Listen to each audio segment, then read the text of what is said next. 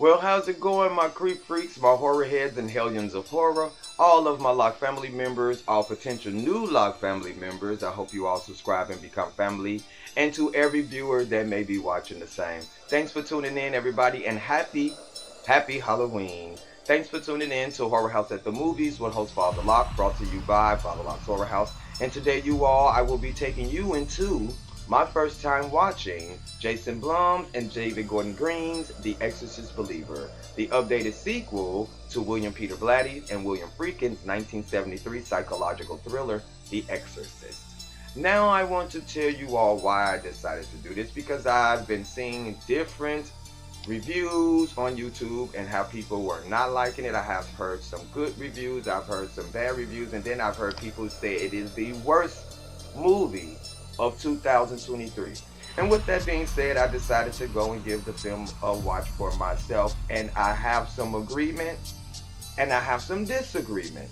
And let me start off with the agreements, because first let's start off with the film. The film starts off, and first scene that starts off, you see these two dogs are into this brawl of some sort or whatever have you. And it just gives me the impression that they were giving a nod to the original. As you remember in the scene of the original, when Father Marin stumbles on the life-size statue of Pazuzu, and he comes face to face with the statue, and off in the distance are two dogs into this brawl. And I like the fact that they gave a nod to the original, with the original film starting off the opening scene in Iraq. This opening scene is in Haiti. So we get both films giving us a overseas location, and I appreciated that. And that's where you get introduced to Victor and his pregnant wife, who's pregnant with Angela. And there's some form of photographers, and they're going through Hades, and they're taking pictures of different landmarks and special artifacts and different locations that have some form of sacredcy and significance of some sort. And the mother gets tired or whatever have you, and she goes back to the hotel that they're staying in, and he goes on to get this other shot that they were trying to get, but she didn't want to go out of being tired, feet hurt, and I just need to lay down. This baby got me, all up and down and around and about.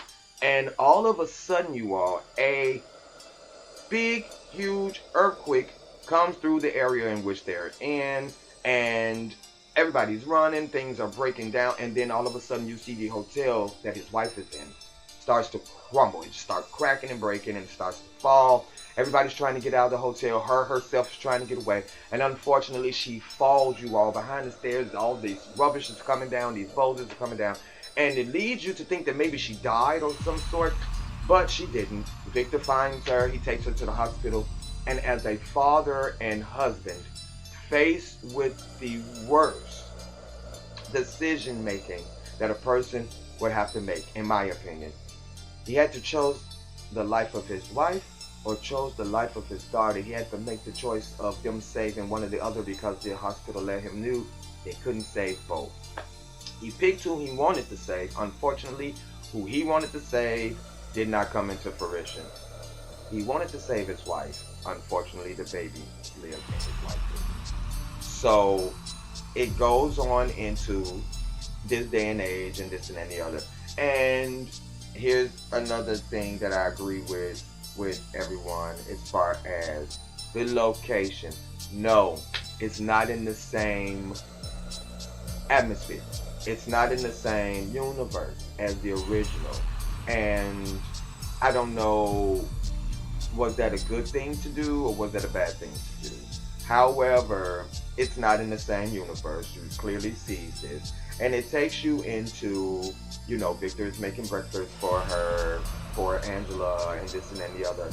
And a lot of the things that he kept from his wife passing, he has stored away. And you find Angela in there. She's looking through some things, and she finds something of her mother's, to say, purple scarf of some sort. And, they're talking, and she got it or whatever, and they're going to have breakfast, and they're doing this this father and daughter talk, and he's eating sausage. And Angela snatches it and runs with it. Another thing for me, paying a nod to the original, with Reagan snatching the cookie from the cookie jar and running.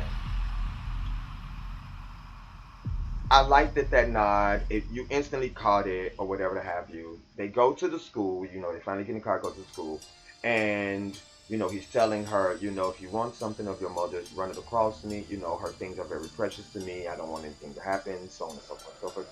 And they're talking, whatever, and other parents are trying to get past, whatever have you. And then they pan you over to Catherine's family. And Catherine is getting out of the car. She's talking to her mom and dad and her brothers and sisters, whatever have you, so on and so forth. And this is where I come in agreement with everyone else who viewed the film. And this, they don't elaborate enough on the family. They don't give you enough on Victor. They barely give you anything at all on Catherine's family, other than the fact that they're very religious people, they're very involved in the church, they're Catholic or whatever have you. And that's basically it. They don't give you anything on either family to draw a emotional attachment to. So I agree with the people that's saying that you don't get enough characterization of the families, and I agree with that. You don't. They don't give you enough, in my opinion, as far as knowing a little bit more about Victor, knowing a little bit more about Angela, or any of the families and the little girls per se, as they did with Reagan in the original. We got to see how precocious Reagan was, how sweet of a little girl she was, and how her little shy nature and little girlish nature, she still sleeps with her baby doll. We got an emotional attachment to Reagan. We also got to know more of her mother. Her mother is an actress. She has all of these, Hollywood friends and people that are from the upper echelon of life, and this and then the other. And she has this secretary. She has a butler and a maid. We know who Willie and Carl are, the butler and maid. We know who Sharon is. We get every bit of evanescence of each character that plays in this film. Here in The Exorcist Believer, we don't get that. But let me go on in. Another agreement with them as far as the possession is concerned. You see the little girls, they obviously have made this mind up because Angela wants to talk to her mom. She says she hears her mother's voice, so she really wants to talk to her. So with Catherine being of the church and this and then the other, so on and so forth, I know more about spirituality and that the spirit of God and the spirit of Jesus and so on and so forth, opposed to Angela's family, who he losing his faith by losing his wife, and why would this happen to me? I have to make this decision. Why would God put me something face like this upon me? So he's kind of losing his faith, sort of. He's not atheist at all, but he has a faith, but he's losing it. He's hurt, and he just don't want to give God any recognition of any kind right at this moment. So the little girls, they go off. And they go off into the woods and they play this paranormal game of some sort, and they go missing for 3 days, and then so happens to get found 3 days later by someone at someone's barn. The little boy is doing something for his dad. He runs in the barn and he so happens to find them there. So of course they take you to the hospital or whatever, and the two girls are there, and they're different, officers and, investigators are talking to each family, and asking the girls different questions. Do they remember this? Do they remember that? Neither one of them seem to remember anything. And they start examining the girls, making sure they wasn't sexually molested or hurt anything, making sure that everything, their genitals are intact and so on and so forth, and this and that and the other. And you see their fingernails are torn, their toenails and their feet are badly bruised, look like they were burned, and their fingers look like they were burned, or whatever have you, so on and so forth. And they take the girls home, and Angela's talking to her dad, and this and then the other, and telling him, she hears her mom's voice, this and then the other, so on and so forth, whatever have you. And what bothered me is, like everyone else said, the elevation of the possession. Okay, now she's talking to him, And right off the distance, right behind him, you see the demon pop up, and she tells him, "Leave me alone now," or whatever the case may be. He leaves her alone. But then all of a sudden, they take you to Catherine's family, and she's standing there in the mirror or whatever have you, getting ready to brush her teeth for church the next day, or so have you. And you see Angela gets up. She goes toward her bedroom window and she touches it. And then you see them take you back to Catherine in the bathroom. And then you see as if whatever Angela was doing to the window, you see it as if some dark force, as if she was sending the dark force out of her window over to Catherine. This is what I'm getting from it, from the way it looked to me. And, you know, they take you into that, and they take you to the next day. They going through this and then the other. They wake up the next morning, and we're here at Angela's house. And some form, she's sleeping. She so happened urinated in the bed or whatever the case may be. And, Victor wakes her up, and this and then the other, so on and so forth, and this and then the other. Takes her, to the shower, get her ready to start gathering her bed clothes and stuff so she can wash them or whatever have you. And he looks around, and she's not in the bathroom anymore. And he's looking for her, and he's calling for her. And she rushes him with the mother's scarf that she has, and she grabs him around his neck, and she hits his head on the bedpost and this and then the other, and she's random. Where is she? Where is he? And then he goes to find her, and she's just laying on the ground, and she's just trembling and this and then the other, and he calls and rushes her to the hospital or whatever have you, so on and so forth. And she's just going through all these changes, and I want my mother, I want her now. Where's my mother? I don't want to be here, you son of a bitch, and this and then the other, paying a nod to the original and Reagan, and spewing obscenities at the hospital, staff and the doctors and so on and have you. And they keep her there. Then it pans you over to Catherine, and she's sitting there, and she's playing with Bible pages with her feet, and she's looking all disoriented, and she's scratching her thigh and trimmed. And then they go as they're doing the communion, and the choir is singing, whatever have you, and so on and so forth. They go, and she's not in her seat.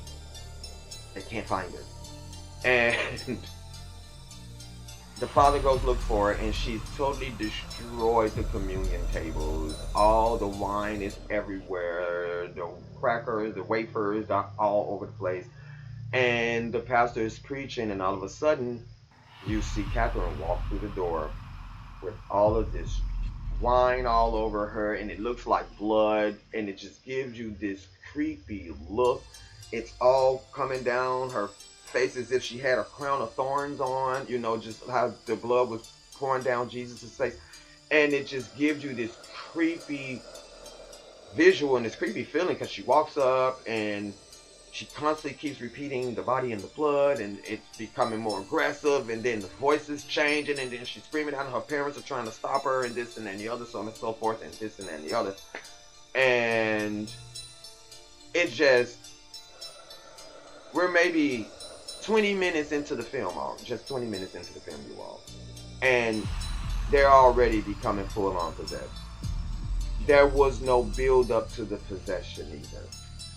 That really bothered me, because they became possessed too soon. Like, you already don't have enough of the characters to draw any type of feelings for them and care for them. And then the possession, the elevating of it, it was like they came home, and maybe like a day later, day and a half later, they full on possessed. Like, they really didn't give you stages like they did in the original with William Friedkin and William Blatty did with Reagan, the stages of her possession. It got worse and worse and worse. That doesn't happen here. So I do agree with the people on the fact that the possession, it happened too quick. Getting all of this, they're taking pictures of the girl's body, so on and so forth, and the character that Ann Dowd plays, she works for the hospital or whatever, and she's involved in the church. She once was going to go into the sisterhood as a nun. Unfortunately, she broke her vows, and then she ended up pregnant, and she got rid of the baby. So there's a lot within her own spiritual journey that she's dealing with, or whatever have you. But he comes to her, you know, Victor goes to her, you know, he asks her, have you ever seen anything like this? You know, and so on and so forth. Finally, down the line, she comes to him and she asks him, you know, reminds him, remember you asked me if I seen anything like this? I haven't, but I know people who have. And she hands him a copy of Chris McNeil's book that she wrote about Reagan's possession, or whatever have you. And, you know, he dismisses it. Oh, another bunch of holy text. You know, I've done all this. It's just not this and that. I'm not trying to hear all that. So she goes to tell him, you know, before you slam your door, can I, you know, level with you? And she tells him about her wanting to go into the sisterhood or whatever have you, and this and that and the other and so forth. But she broke her vows. She ended up pregnant. She, you know, before you go into the convent, you pick a new name for yourself, you know, to show your, from your old life, to transition from your old life to your new life in Christ and whatever have you. And she picked her name or whatever the case. She never told anybody the name she picked. She never even told anybody about her pregnancy, her having an abortion, this and that and so on and have you. But, let me take you all back. She's trying to examine Angela. Angela's in the hospital. She's trying to get a temp on her. But I guess her body's so hot from the demon being there that the thermometer, the head scan thermometer, won't even read. It keeps saying error. So she goes to check on her feeding tube, her IV pump. She turns back around and she's looking at her, and she calls her by the name that she picked when she was going to join the convent, and then told her what she did to her baby. Now we go back to the conversation. Go back forward to the conversation, I should say, that her and Victor was having. She tells Victor about this. I didn't tell her, but your daughter knew this. And she said this to me, and I have not told a soul about this. Not then, not since, not ever. So he goes into the house, and he's sitting there for a minute, and he's thinking. So he goes over and gets the book, and he's reading the book, and he sees something in the book about the helpmeet that appeared on Reagan's torso. He runs over to get all the pictures that the doctors and investigators took of Angela. So happens to see on Angela's back, the scratches make the word help me on her back. So now I have to. So now he goes to seek out Chris McNeil, and he goes and he finds her, and she's telling him, you know, I do believe, but my whole deal is, do you believe in any of these things? And do you believe any of this will help your daughter, this and the other stuff? And he tells her, I want to talk about Reagan and her possession. And she lets him know that she didn't witness the possession. You know, she didn't witness the exorcism. She just witnessed the whole entire possession. She wasn't in the room doing the exorcism or whatever have you. But she spent 10 years of her life studying different religions from different cultures, you know, trying to get some form of understanding of what she's seen with her own eyes or whatever have you. And he sees, you know, he's looking at this tree with, you know, a picture tree that you hang pictures on, just like ornaments on a Christmas tree. And there are different pictures of Reagan, you know, throughout the years of her age or this and that. And she lets him know that her and Reagan don't have a relationship because of the book. You know, the book was a success, but Reagan despises her for writing it. She won't tell her where she is. She haven't talked to her since. They don't have a relationship. And that brought me to my first time watching the original trailer. And, you know, we not seeing Reagan in there and this and that. And when they show you the book in the trailer, it made me think that I was right all along from what I said in my reacting to the trailer. Them piggybacking from the TV series, The Exorcist, because in the TV series, she talks about the book. Her and Reagan don't have a relationship. In fact, Reagan isn't even Reagan in the TV series. She changed her name to Angela, and that's what made me think, are they piggybacking? Because there's a scene when Victor is bringing Chris McNeil to the hospital to see Angela. and you see the patient's name on the board, and you see Angela, but then it brings you into the hospital room where Angela's at, and she's carved Reagan's name on one of the boards in the room. So it made me think Angela Reagan. So does Angela and Reagan have some form of connection? Does the demon have some form of connection with Pazuzu or whatever? Because they keep elaborating on this Reagan Angela thing. And from what I'm seeing throughout the movie, watching the movie, and then that's what made me think of the TV series, because Reagan changed her name to Angela. She disassociated herself with her mom, disassociated herself with her name, her whole life, and everything that happened to her as Reagan McNeil. Now she's Angela Rance, married to a man named Henry Rance, and she got two daughters or whatever. And one of her daughters' name is Catherine. That's what and I was like, maybe this is what they were doing. But I know for a fact now, seeing the film, that they were piggybacking from the TV series as well as the original film, with the whole thing about the book and her and Reagan not having a relationship. So, she tells him, I wish I can see her again. I hope one day I'll get to see my daughter again or whatever have you. And he tells her, there's something in your book that brought me here. And he shows her the picture of Angela's back where they helped me. And she knew then, like, okay. And that's when they go to the hospital. And I said they show you the patient's name on the patient board and it's just Angela. Then when it brings you into where Angela's at, it says Reagan. And she says, she knows who I am, and where's the other girl? And she's told, because, well, they family took her home. Big mistake because she remembered taking Reagan home.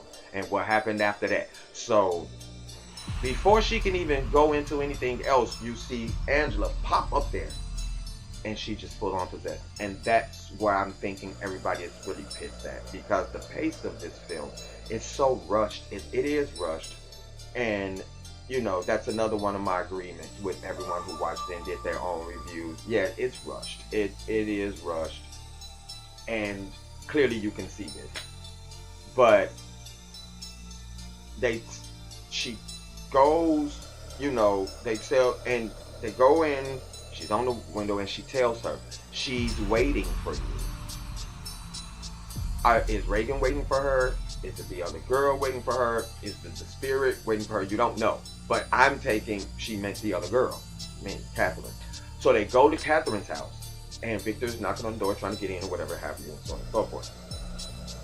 And he thinks no one's there. Sorry. And she looks up, and just there is, and she sees someone in a window up on the third level of the house. So they go in, and the entire house is destroyed. The entire house is just, everything's everywhere. And there are people there. Some people are praying. You see the father, he's sitting there and he's just so in distraught. And Victor tells him, this is my friend Chris McNeil. She's here to help our daughters or whatever the case. And he's telling him that I feel like God is punishing us, this and then the other. They go on, keep on walking through, and they find Catherine's mom and her little brother and her little sister sitting in the kitchen, and they're praying. And Victor tells her, she, Chris McNeil is here. She's here to help our daughters or whatever have you, and so on and so forth, and this and then the other. And Chris proceeded to go through the house to go find Catherine. And yeah, like what they did with it. And just to tell you what happened, I won't show you what happened, but I'll tell you, she put Chris's eyes out. And they take Chris to the hospital, whatever have you, so on and so forth. And, they patching her eyes up and this and then the other. And they go on to do the exorcism, and what I do agree with people that I didn't understand at first either, agreeing on people saying they didn't understand why there were so many different religious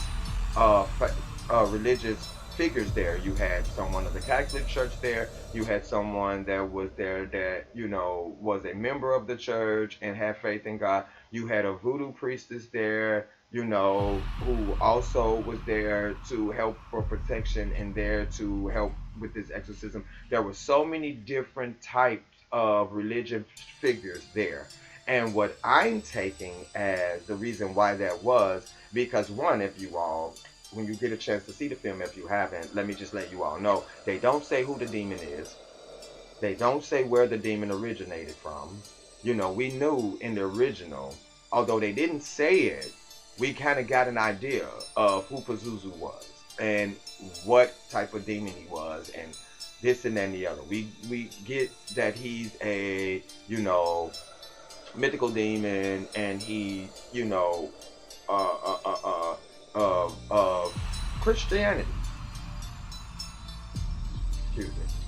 Here, you don't know if this demon is of Christianity, if this demon is from Hindu, if this is a demon of Greek mythology or Greek religion. You don't know where this demon originated from. And what from watching different things on demonic possession and watching different films on demonic possession, to get rid of this demon, it is best to know their name, because then you have dominion and power over it because you know who it is. And you can direct it to leave. You can command it to leave by way of its name. You don't know who this demon is. You don't know if it's more than one demon. You don't know if it's one demon that's possessing both girls or if it's separate demons. You don't know anything. You just see these little girls become possessed, and there are different type of religious figures that are trying to aid in this exorcism and freeing these girls from this demonic entity or whatever have you.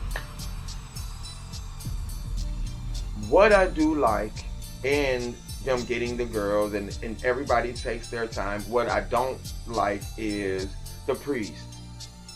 The priest is not trying to be there. He's not trying to help.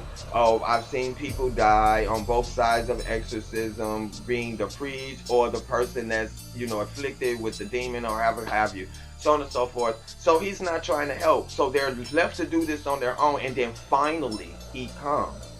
But you can tell that there was no purpose for him. You don't know who he is. You don't know his background. You don't know anything. You just know he's a priest, and you know you're just basing it on what priests are known for.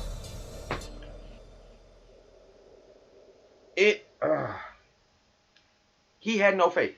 I'll just say that, because he gets there and he's doing, you know, he's praying and he's doing the rites of exorcism on the girls, and he's holding their heads and he's praying and this and then the other and so forth and so forth. And then they paid another nod to the original, because the little girls' heads did not spin. They began to spin their heads together, only to take his around with their powers. And they took the priest's head around and broke it and turned it 360 and broke his neck. Broke it. Just. So for me, that I thought was slick. Because you thought when they first stood up and you saw them heads and you heard this cracking, you knew something of a head spin was going to happen. But I'm glad that they didn't, because I would have thought that would have just been too much waiting for. That would have been waited for. They both possess, and then you see both of the little girls' heads go around 360. That's too obvious. But to see them as if their heads were going to turn, and the priest's head turned and it went backwards and cracked and broke and died, that did it for me. I loved it. I loved that. So those are the things I agree with them on, as far as the rushing, not having a connection with the actors and actresses, not getting enough about the families to really draw into the families, care about the characters, care what's happening to the characters, because that's what we're supposed to. We're there to think this horrible thing happening to these little girls all over it. We were hoping, as Exorcist fans, we felt about Angela and Catherine the way we felt about Reagan. Oh my God, can they help her? Can they help them? You don't. You care, but you don't care enough. I'll say that. It left you to not care enough, in my opinion. You don't care enough. So I do agree with they don't give you enough on the family background. I do agree with the families you don't get enough on each side of the family. I do agree that the possession was too rushed. I do agree with them not giving us enough background on the demon to understand the possession, understand why, understand anything why. The only thing we are to take from it is because they played this paranormal game is why this happened. Opposed to the same way with Reagan playing with the Ouija board is why this happened. Or giving the sense of this could be why it happened. And the same thing here, this could be why they became possessed because of them playing this paranormal game trying to talk to Angela's mother. I do agree with that the level of things that happened during the possession, it wasn't enough. You don't see enough of what Reagan's possession was like. You don't see any bed thumping. You don't see any. Yeah, you were expecting that. So yes, those are my agreements of what everyone said in their reviews and this and the other and so on and so forth as far as those things are concerned. This is what I disagree with. I disagree with the fact that this was the most horrible film that came out this year. No, it's not. I understand why people feel that way because as diehard Exorcist fans, we're so used to the original. We're so used to the impact and the dynamics of the original. So we was expecting to see this here. You have to understand, y'all, this is 50 years later. They can't give us that all over again. It would be like regurgitating what William already has done. You know, take some of the elements, take some of what they did and add to this. But this is 50 years later. The direction of film is different 50 years later. The pacing of films are different nowadays. Just imagine, you all, had they did it in the pace of the original and how the pacing of the film went, they would have definitely been calling it the worst film. Oh, the film is too slow. The action don't happen fast enough. It takes too long to get to the action because people just want the action. They don't want the storyline anymore. They don't want the acting of the characters. Well, majority of people, but people like me who are into the acting, into the story, want to see it, want to understand. Yeah, you have to understand the difference. And then this is a different director. He has his own view, his own mindset, his own eye on how to direct. So we wasn't going to get what William freaking did. We were going to get what Jason Blum and David Gordon Green did, and that's what we got. I disagree with people. I disagree with the fact that people saying that the storyline didn't make sense. The storyline made sense. It just wasn't enough of it. It made sense. It just wasn't enough of it. And you have to understand, like I said, for pacing reasons, you know, they gave us this. I think they could have been stretched out a little bit more and a little more elaboration on certain things. Definitely on the possession of the girls. And I don't agree with people saying that it appeared that actress Ellen Burstyn didn't want to be in the film. That's not what I got at all. I can understand she wasn't in the film enough, in my opinion, just as everyone else felt, but to say that she appeared to seem as if she didn't want to do the part or she didn't want to be there, that's not at all what I got. So I disagree there. And another thing, I disagree with everyone with saying that the movie wasn't a good addition. Yes, it was. It was a great addition in my opinion, as far as what the story is about. What happened to Chris 50 years later? What was life like for her? Here's something else that's going on that she's familiar with. And the little girls were the same age as her little girl was when this happened. I think the reason why, and I won't say that it was, the reason why it was rushed, the reason why it appeared rushed and appeared to happen too soon. Okay, you all, here's this. In my opinion, the original, okay, this was the first installment. They had to draw the people in. They had to get the people into this. I mean, this was a film that was different, the first of its kind. in the genre of horror in that time and that it released. They had to give it all to you.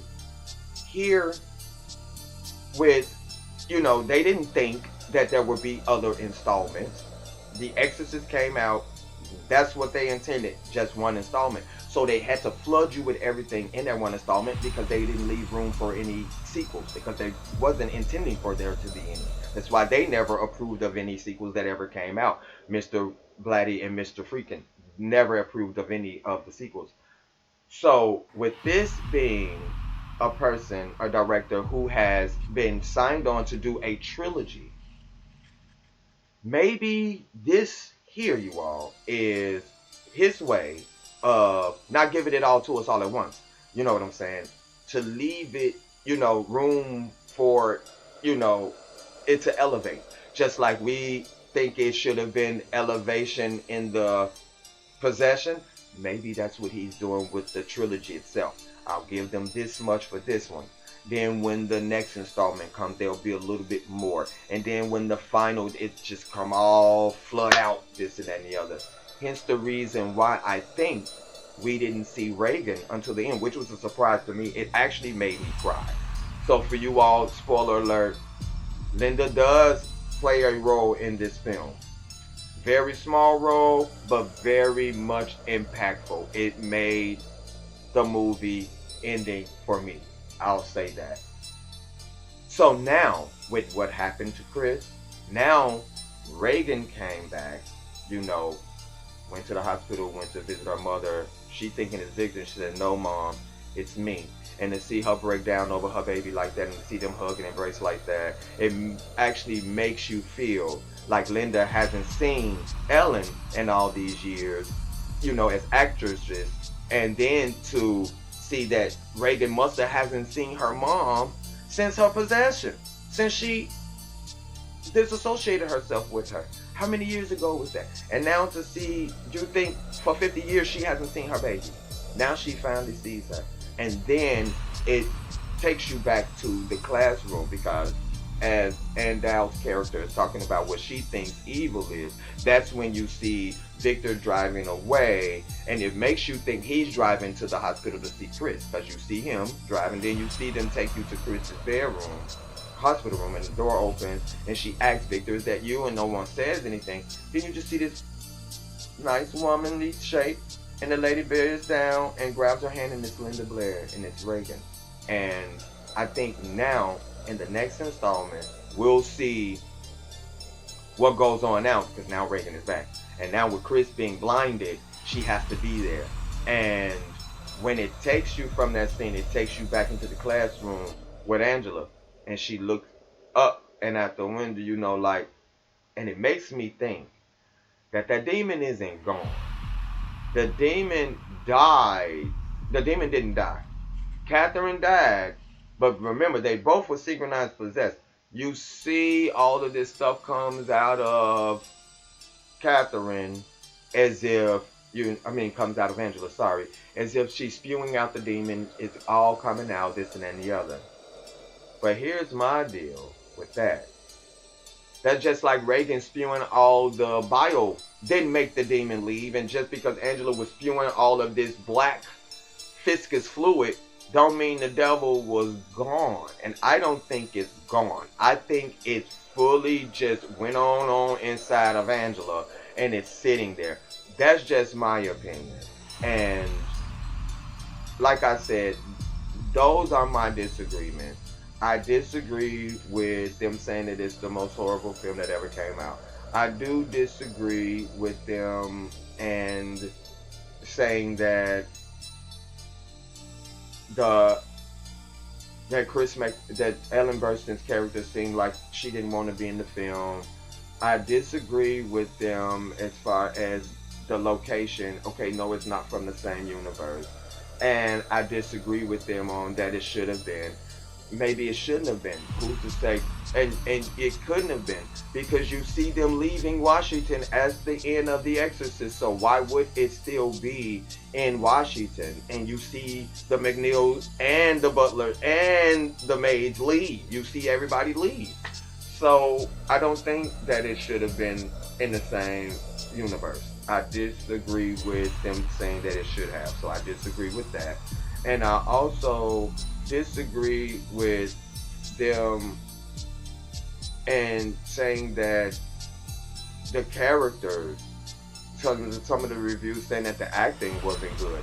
That's a lie, in my opinion.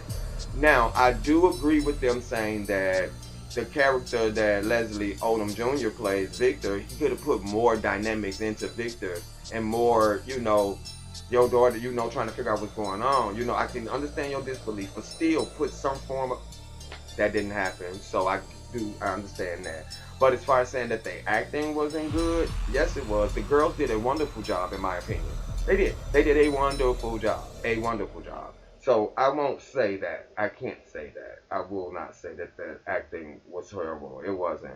Now I do, like I said, my agreements are the film didn't elaborate on the families enough. The possession did happen too soon. But as far as the direction of the film, the acting in the film, the way that the girls looked in during their possession, and the element of the possession, the synchronized possession, the thought of that, I do think that that was a great thing. I do think that the film itself did what it was supposed to as a first installment of a trilogy, you all. And I'm just thinking, because then we don't, as far as I'm concerned, in my opinion, I don't want them to give us too much, because then when the other installments come, it's like just ongoing, it's just repeat of what's always been. So with that being said, you all, thank you for being with me as I give you bits and pieces of my first time watching, The Exorcist Believer. Out of 5 stars, I give it 4. Out of 5 stars, I give it 4. And hopefully with the next installments coming, that we'll see a little bit more, we'll get a lot more, and we'll be able to appreciate them. Since this was mixed, half and half, some liked, some didn't like, hopefully as Exorcist fans and as the new installments come, we'll be more appreciative and we'll have more to be thankful for as fans of the film, fans of the franchise, and for a new direction of the film to take place. Alright, you all, that's it for my synopsis and what I take from my first time watching and what I liked about the film. I don't think it's the worst film ever made for this year, but I think it could have been better. A lot more could have been added, and it could have done a little bit more as a updated sequel to such a iconic original film as The Exorcist. Alright, you all, enjoy the rest of your Halloween. Be safe out there. Please check your children's candy. And until we are here in the horror house doing a reaction or review to whatever it is that we are reacting and reviewing, always be safe out there, and always remember and always know that I love y'all. Bye, family. And if you haven't seen The Exorcist Believer and wish to see it, you can watch it right here on YouTube. Just go to YouTube Movies and TV and rent or buy. Alright,